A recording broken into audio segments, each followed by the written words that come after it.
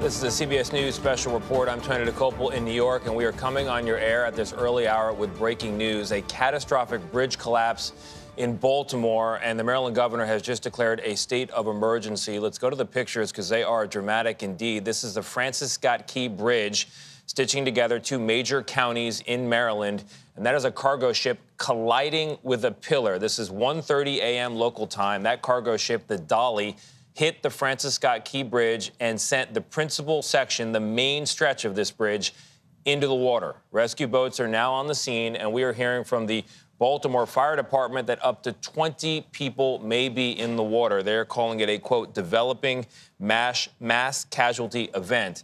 The good news at this hour is the Coast Guard says they do not have confirmed casualties at this time. A search is underway. The Francis Scott Key Bridge, as I mentioned, connects two major counties in the Baltimore area. It is more than 1.5 miles long. It's been open for nearly 50 years, one of the longer bridges in this country, and a major artery for shipping and for passengers, for vehicles. Tens of thousands a day cross this bridge.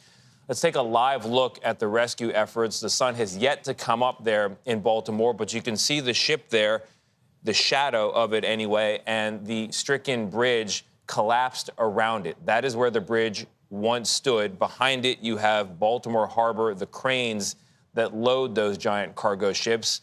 All but this one have been going under that bridge without incident for many decades. We have team coverage of this story. We're going to begin with Nicole Skanga. She is near the scene in Baltimore for us in Dundalk, Maryland. Nicole, good morning. What do you see? What do you know where you are?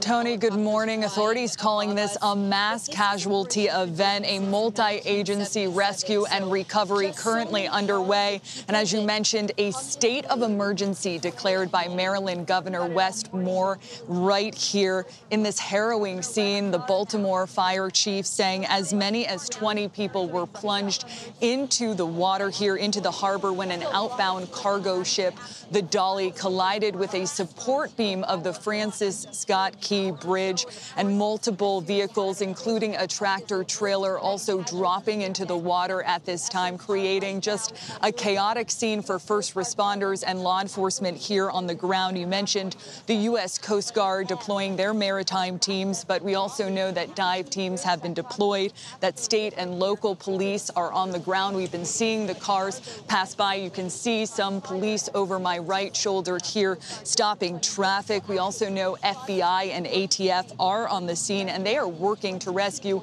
any and all survivors now, cloaked by darkness and in frigid temperatures of mid-40s. Of course, hypothermia a concern here as well. We expect a briefing to occur around 7 a.m. local, 7 a.m. Eastern time. We know that the governor and the Baltimore mayor are both en route, that the transportation secretary has been briefed here on the situation on the ground. The priority, of course, saving lives, pulling people out of the waters here, but we should note this is a major thoroughfare that has now been put in a frozen state here, Tony.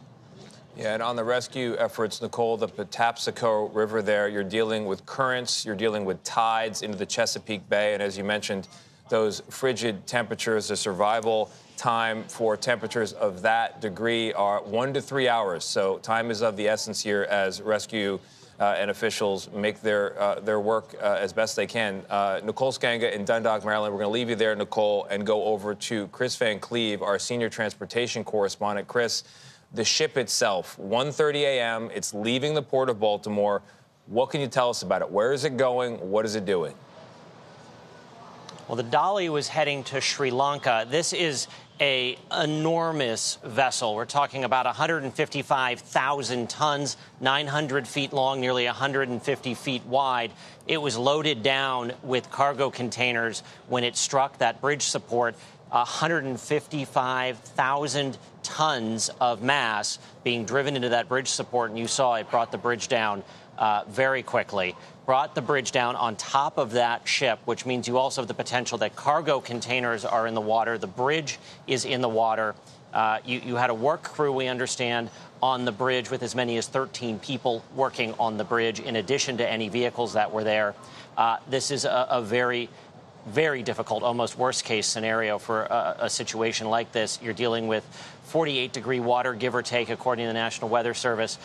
It's dark. There's a lot of debris. It's going to be a challenging rescue effort for sure.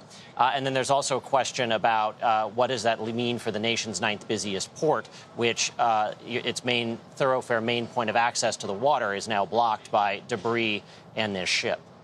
Yeah, so, Chris, there's a question of boats being able to come in and out. That'll have an economic impact. I'm sure we'll be following that in the days ahead. But for this morning, for the vehicles, for the people in the Maryland area, what was the significance of that bridge for their lives, for their daily commutes? Well, I think there are two significant things here. This bridge was really a landmark in Baltimore. It is something that anyone who has spent time in Baltimore has seen. It is an enormous bridge. It's been there nearly 50 years. It handled about 31,000 vehicles a day. It is one of the 3 crossings of Baltimore Harbor. The other 2 are tunnels. It was the outermost, was part of the Baltimore Beltway 695. So for commuters, it's going to mean finding alternative ways to get where they need to go. Those tunnels can only handle so much traffic at a time. You can't. There's not a shoulder. You can't expand those tunnels. So it's going to mean, for a considerable amount of time, major disruptions for drivers in the Baltimore area, Tony. Yeah. Chris Van Cleve. Chris, thank you very much. We're going to go now to Robert Sumwalt, the former NTSB chair. Robert, good morning to you. You're watching this unfold as we are. From an investigatory standpoint, what are the next steps? Well, Tony, good morning. Yes, the NTSB will be involved in this. They will probably be the lead federal agency in this case. They'll share some of it with the Coast Guard. Investigators will have a lot to go on here. They will have, it looks to me like the bridge collapsed onto the bow of the bridge collapsed onto the bow of the ship. So you're going to have a surviving crew from the ship. There'll be voyage data recorders that they can recover. So I think the NTSB and the Coast Guard will have a lot to go on here to try and understand why this ship was steered into a piling of this bridge. Yeah, that is going to be the big question. What do we know at this hour about the traffic that may have been on top of the bridge, and what is the NTSB role in? One question I think that's going to be coming up immediately in people's minds is, should this bridge have been capable of withstanding, given its location, a strike like this? Well, there are fenders that are around a bridge support like this, but when you have a very large container ship like this one, there's really not going to be much that can protect a bridge against that type of a strike.